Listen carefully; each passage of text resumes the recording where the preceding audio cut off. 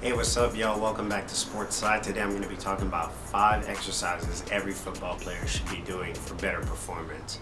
We are gearing up for another exciting weekend. Basically, it's going to be a lot of 40-yard dash talks, like who's running 4.24, who's running this, who's able to jump out the gym, who's able to do this. But the important event that a lot of people really don't pay attention to is the bench press. If more people paid attention to the bench press, they'd be much better football players. So today, the 5 exercises that I'm going to be focusing on are all geared around the bench press event at the NFL Scouting Combine. Now, so you're thinking to yourself, why am I talking about the bench press? Why is it so important?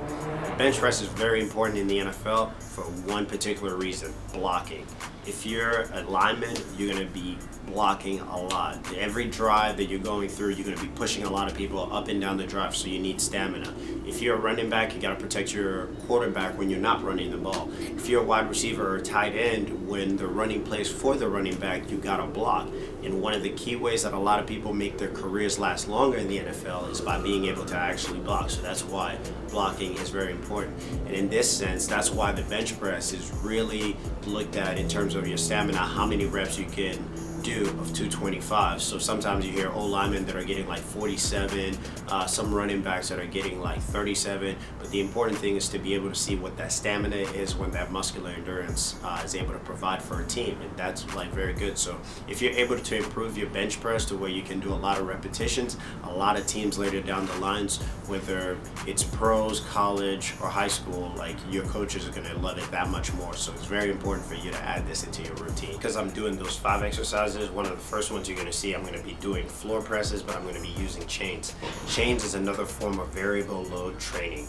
Variable load training is where, for example, if you're on a bench press, or if we're talking about floor press, or talking about squats, on the descending portion of it, all the chains touch the ground, and so that is what allows it to where you have less weight at the bottom end range versus at the top end range when you're pushing up. So the reason why this works is that allows for strength adaptations while you're doing it. So this is one of the great ways to train.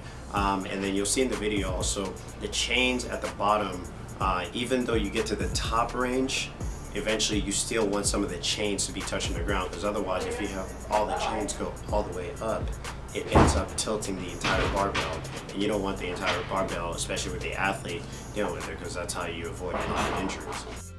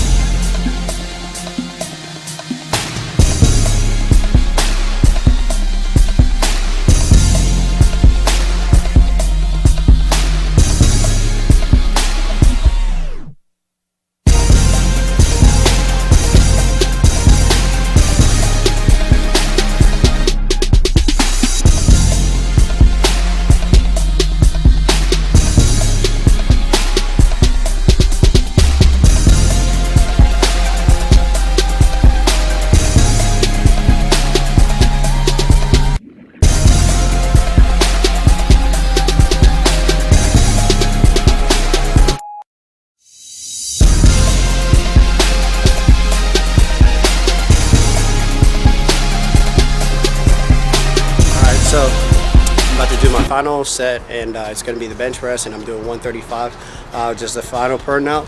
And the reason why it's important is, like, obviously it's the combine, bench press, really important benchmark to really see like where your strength is in terms of your endurance. And because we're working on endurance, this is why you need to hit till failure as you're doing the drop set. And so then we're going to do this one. I'm going to do 135 till failure, and then we're going to go on to the next exercise. All right, check me out.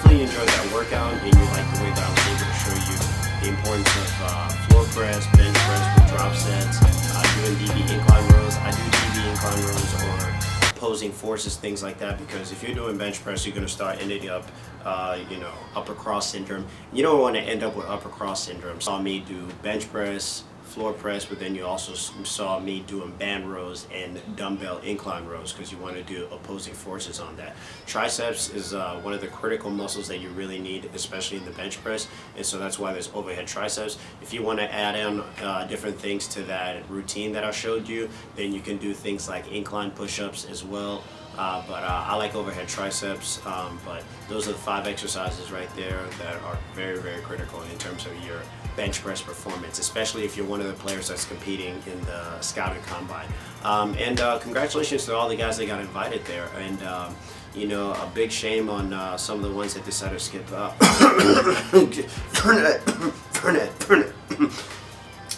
Sorry. Alright, so that does it for the video. Hopefully you enjoyed it. Again, 5 important exercises that every football player needs in order to succeed in terms of the bench press event at the NFL Combine. Give it a like and subscribe and share with your friends. And if you're an athlete that needs any help with terms of improving your athletic performance, don't forget to shoot me an email. I'll put my email right here, and then also I'll put my social media accounts in the description if you ever need to reach me either on Twitter or Instagram. And stay tuned for more exciting stuff here at Sportside. All right, check me out.